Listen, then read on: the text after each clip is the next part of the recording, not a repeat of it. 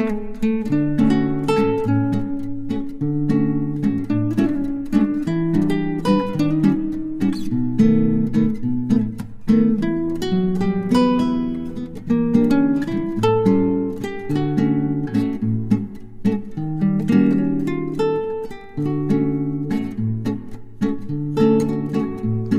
అండి, నమస్తే. Welcome back to my channel Sanju vlogs. ఈరోజైతే నేను 2 స్వీట్ రెసిపీసే. ఫస్ట్ది ఏంటి అంటే మామిడికాయతోని తీపి పచ్చడి చేస్తున్నాను. అది ఏంటంటే మనం తీపి ఆవకాయ ఇలాంటివన్నీ పెట్టుకోలేనప్పుడు ఒక్కసారి చేసుకుంటే ఒక 3-4 డేస్ వచ్చేటట్టుగా ఈజీగా అయిపోయే తీపి పచ్చడి అన్నమాట ఇది. అది ఎలా చేయాలో చూపిస్తున్నాను.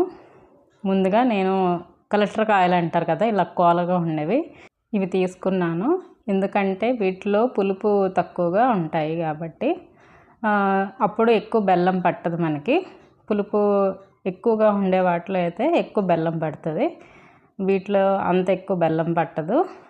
సో దీన్ని అయితే నేను ఇలా పీల్ తీసేసుకొని సన్నగా ఈనెల్లాగా కోసేసుకుందాం.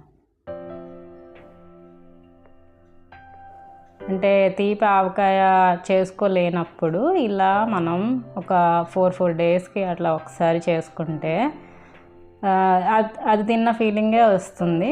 చాలా బాగుంది, ట్రై చేయండి మీరు కూడా. ఈజీగా అయిపోతుంది, అంత కష్టమేమి ఉండదు. సో వీటిని ఇలా సన్నగా కోసుకోవాలి. సో మరీ అంత పెద్దవి అయిపోతాయి కాబట్టి హాఫ్ చేసేసాను.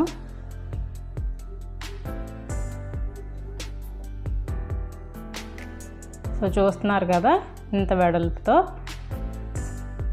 అన్ని ముక్కలుగా కట్ చేసుకున్నాను. నేనైతే 2 మామిడికాయలు అయితే తీసుకున్నాను. లంచ్ చేసేటప్పుడు మనకి లాస్ట్లో ఏదైనా స్వీట్ తినాలనిపిస్తుంది కదా, సో ఇలాంటివి చేసుకుంటే మళ్ళీ అటువైపు దృష్టి వెళ్ళదు మనకి. సో దీనికైతే ముందుగా నేను కళాయిలో ఆయిల్ వేసుకుంటున్నాను. ఆయిల్ వేసుకొని చేస్తే ఏంటవుతుందంటే కొంచెం నిల్వ ఉంటుంది. ఇంకా తర్వాత ఈ మామిడికాయ ముక్కలన్నీ వేసేసుకొని కొద్దిగా ఫ్రై చేసుకోవాలి.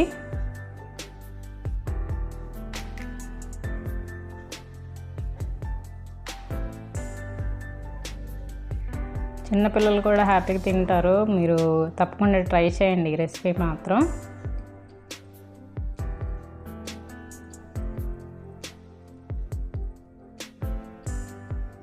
సో కొద్దిగా ఫ్రై చేసిన తర్వాత మనం ఇందులో సరిపడా సాల్ట్ వేసుకోవాలి.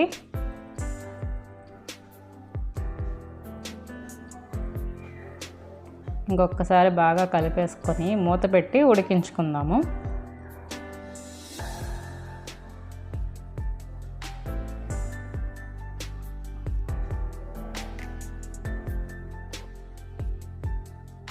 ఇలా మూత పెట్టి ఉడికించుకున్నాక ఒక్కసారి ఇలా బెల్లం వేసుకోవాలి. నేను ఆల్రెడీ కరిగించి పెట్టుకుంటాను కాబట్టి నేను డైరెక్ట్గా అదే వేసేసాను. మీరు బెల్లాన్ని చిన్న చిన్న ముక్కలుగా కట్ చేసుకొని అది వేసుకోండి.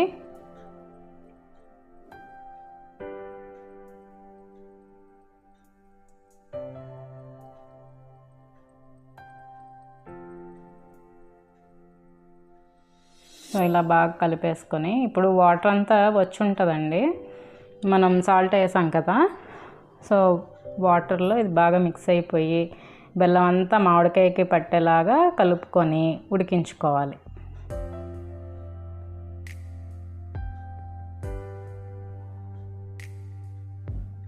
చూసారు కదా, చాలా బాగా ఇలా వాటర్ కూడా వచ్చింది, బాగా మరుగుతుంది కదా. ఇప్పుడు ఈ స్టేజ్లో నేను జీలకర్ర పొడి ఇంకొద్దిగా కారం కూడా వేసుకుంటున్నాను. దీనివల్ల మంచి టేస్ట్ వస్తుంది. కొద్దిగా కారం, కొద్దిగా జీలకర్ర పొడి, అంతే. ఇంకొకసారి అంటే ఆ బెల్లం పాకం తీగ పాకంలాగా దగ్గరగా అయిపోవాలి, అప్పుడు అయిపోయినట్టే. చూసారు కదా, ఇలా మంచి కలర్తో భలే వచ్చింది కదా.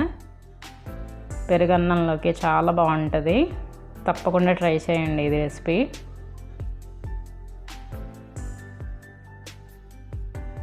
ఇంకా నేను నెక్స్ట్ రెసిపీ వచ్చేసి చాక్లెట్ ఐస్ క్రీమ్. ఇది కూడా చాలా బాగా వచ్చింది. మనకి సమ్మర్స్లో కొంచెం 3 o'clock 4 o'clock కొంచెం చల్లగా ఏదైనా తినాలనిపిస్తుంది కదా. సో అలాంటి టైంలో ఇలా చేసుకోండి. చాలా తక్కువ ఇంగ్రీడియంట్స్తో ఈజీగా అయిపోయే చాక్లెట్ ఐస్ క్రీమ్. ఇంకా నేను అంతా ఫ్రీజర్లో పెట్టాను, బట్ ఇంకా ఆగలేక ఇంకా తీసేసుకుని ఇంకా గట్టిగా అవ్వాలి. కానీ చాలా బాగా వచ్చింది. అంటే ఐస్ క్రీమ్ ఎంత ఈజీగా అయిపోతుందా అని నాకు తెలీదు, ఫస్ట్ టైం చేస్తున్నాను. సో దానికోసం నేను కొద్దిగా ఫుల్ ఫ్యాట్ మిల్క్ని తీసుకొని నేను ప్యాన్లో వేసుకున్నాను. అది కొంచెం మరుగుతున్నప్పుడు ఇలా కార్న్ ఫ్లోర్ తీసుకొని ఒక 2 spoons పాలల్లో కలిపే మళ్ళీ పాలల్లో మిక్స్ చేసేసుకుంటున్నాను. ఇంకా తర్వాత చాక్లెట్ పౌడర్ ఉంది నా దగ్గర, దాన్ని కూడా ఒక 2 spoons గిన్నెలో వేసుకొని అందులో కూడా పాలు యాడ్ చేసుకొని ఉండలేకుండా కలుపుకొని ఇందులో వేసి ఉడికించుకోవాలి.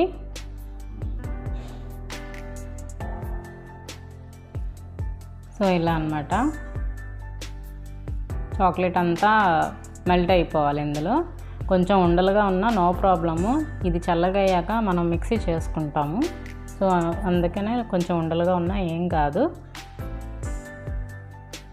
సో బాగా ఈ మిల్క్లో బాగా మిక్స్ అయిపోవాలి.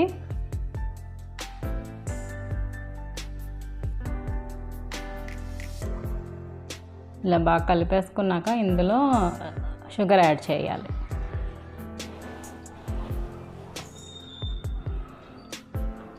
ఇందులో అయితే షుగర్ అయితే బాగానే పట్టింది. నేను అంత పడుతుంది అనుకోలేదు, కొద్దిగా యాడ్ చేస్తున్నాను నేనైతే.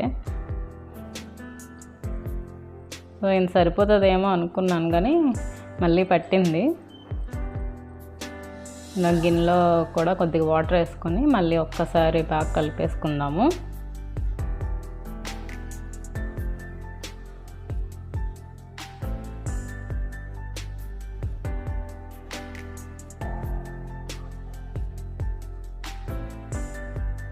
ఇక్కడైతే మీరు మళ్ళీ టేస్ట్ చూసుకొని షుగర్ని కూడా యాడ్ చేసుకోవాలి. అంటే సరిపోకపోతే యాడ్ చేసుకోవాలి. సో ఈ మిక్స్ అయితే రెడీ అయిపోయింది. ఇది చల్లగా అయ్యాక అప్పుడు దీన్ని మిక్సీ చేసుకుందాము. చూసారా బాగా దగ్గరికి అయిపోయింది కదా. దగ్గరగా ఉండాలి, మరీ లిక్విడ్ ఫామ్లో ఉండకూడదు, కొంచెం థిక్గా ఉండాలి. చల్లగా అయ్యాక ఇంకా థిక్ అవుతుంది. ఇంకా నేనైతే దీన్ని మిక్సీ జార్ చూసారా ఎంత ముద్దగా అయిపోయింది కదా, దీన్ని మిక్సీ చేసుకుందాం.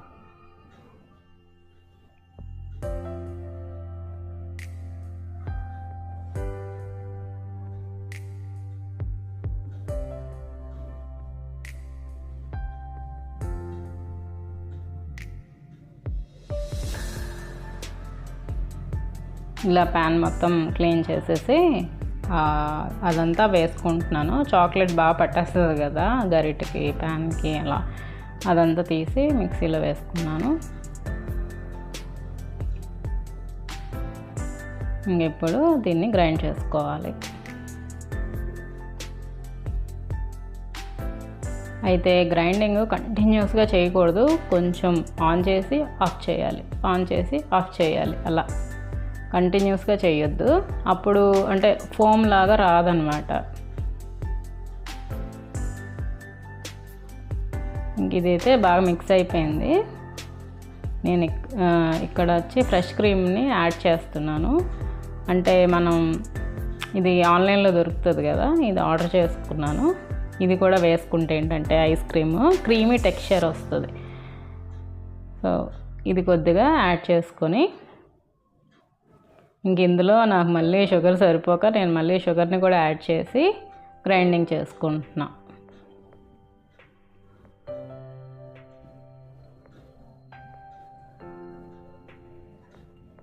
సో చూసారు కదా ఇలా బబుల్స్ లాగా వస్తుంది. అలాగా ఆన్ ఆఫ్ అట్లా చేస్తుంటే అది బబుల్స్ లాగా వచ్చి మంచి టెక్స్చర్ వస్తుంది అన్నమాట. ఇంకా ఇదైతే అయిపోయింది. దీన్ని అయితే నేను ఒక బాక్స్లో వేసుకుంటున్నాను. ఇది డీప్ ఫ్రీజ్ చేయాలి కదా, అందుకని.